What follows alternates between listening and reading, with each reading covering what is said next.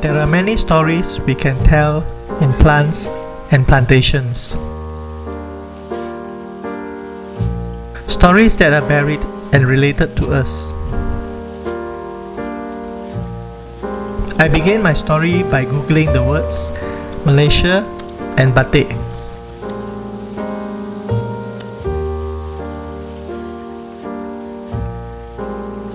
There's a quote that comes out often in various websites. The most popular motifs are leaves and flowers.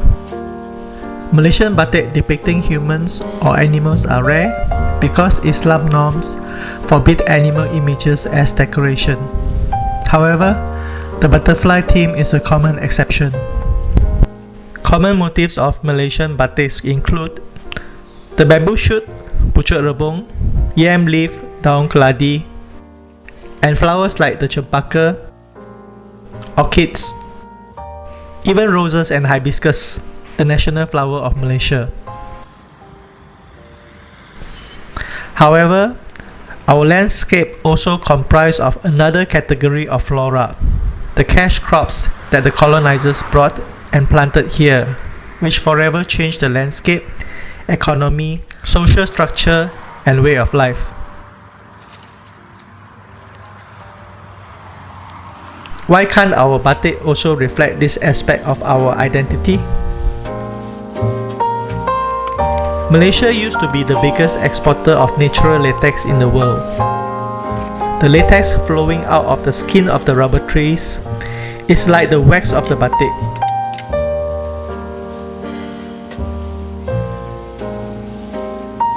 Essential to form the patterns of the cloth, but removed once its purpose is served. Much like the rubber tappers.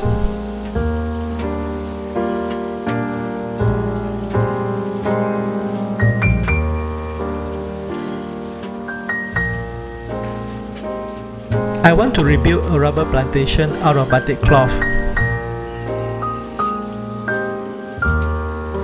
A monument for forgotten rubber tappers.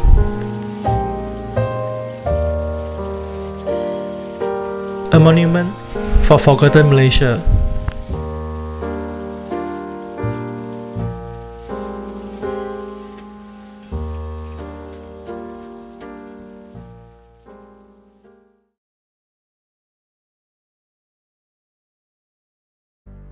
On the eve of a nationwide lockdown, my wife and I packed everything we could, including our dog, and left our home in Kuala Lumpur. Are we moving for good, or is it temporary? We don't know. We chose to stay in the small town of Tangkak. Tangkak originally was a cluster of farms. From planting vegetables, it has gone through different cycles of plantations on the same plot of land, with each new cash crop covering the previous existence. I'm wondering, does that apply to our own existence? Does the current narrative of what Malaysia is covers the layers of our past existence? Now there's a lot of oil palm trees.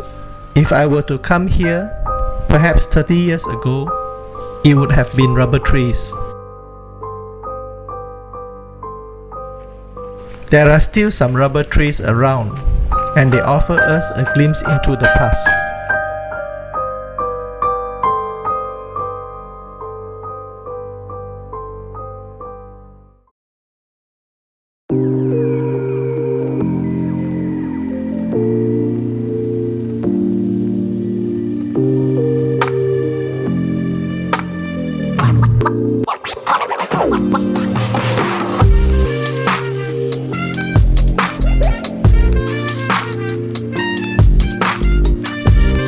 According to the Gardens Bulletin from June 22, 1915,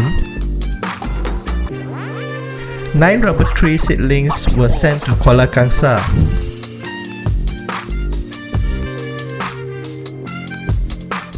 Where one apparently produced the first ever flower in the Far East. and thus the rubber industry began in Malaya. We often read about people like Henry Ridley or John Dunlop, heroes of the rubber industry.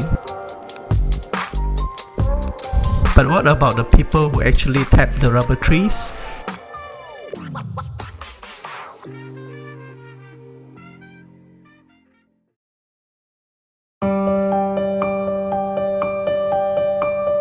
From 1879 to 1912, a company registered in London, the Peruvian Amazon Company, performed ethnocide on the indigenous population of the Amazon. Whole families were imprisoned, fathers, mothers, and children, and many cases were reported of parents dying from starvation or from wounds caused by flogging. Some of the company men were charged, while most fled the region and were never captured. Some entrepreneurs had smuggled out cuttings from rubber plants and began cultivation in the British colonies of Southeast Asia. Malaya was under the Japanese occupation during the Second World War. The Japanese occupation left Malaya isolated from its major buyers of natural latex, and on the onset of the war, Japan already seized enough to meet its requirement for 2 years. The rubber industry was in crisis. Many civilians were killed at that time. The men were brought to the rubber estate opposite the primary school, where they were dragged in front of a trench and were stabbed with bayonets by the Japanese soldiers and pushed into the trench. Some didn't die immediately, so the soldiers stabbed them again and again. Account of a survivor of the killings in Parit Sulong, Johor.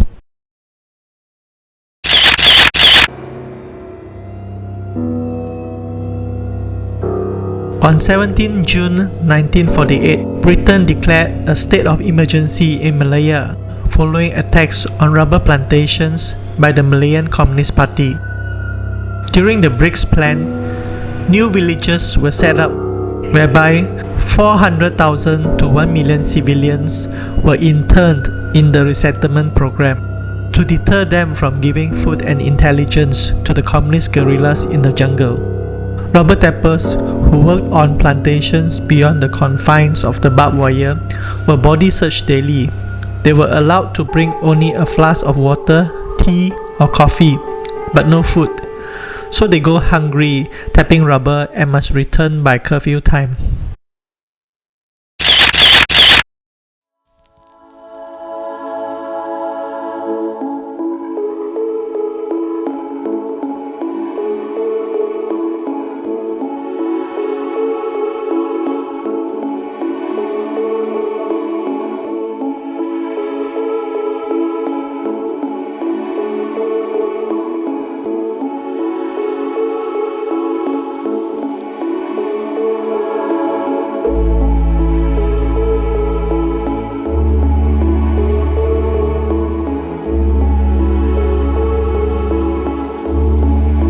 On the eve of a nationwide lockdown, my wife and I packed everything we could and left our home in Kuala Lumpur. We came to Tangkak, met new friends, and learned about their stories. Among the people who helped us to adapt to our new surroundings are Mr. Cheong Kim Sin and Madam Ong Su Wa. Listen to how they describe rubber tapping. 完了，这里到这就转过来这边，这边，转过来这边就是高一点太低了，他不要了，又转回这第二面要边。高一点，照理他这边应该更高一点。要更高上去。哦没有，他是可以 adjust 的啦。可以，它可以这样了，转过来。这样再就下来。嗯，这个它很大了，就接不到了，就所以就这样子。这样子，这个这样，这个这个要这样啦，这样。哦，你们很熟手哦。很快，我都来不及拍它就。这样。就地啊，你一定要跟住这个地下去。如果是下雨天，它就流就掉，它不流这边下来。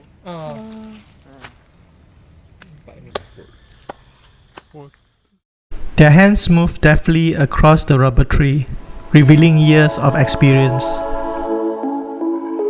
Their stories of plantations and rubber trees are distant yet familiar.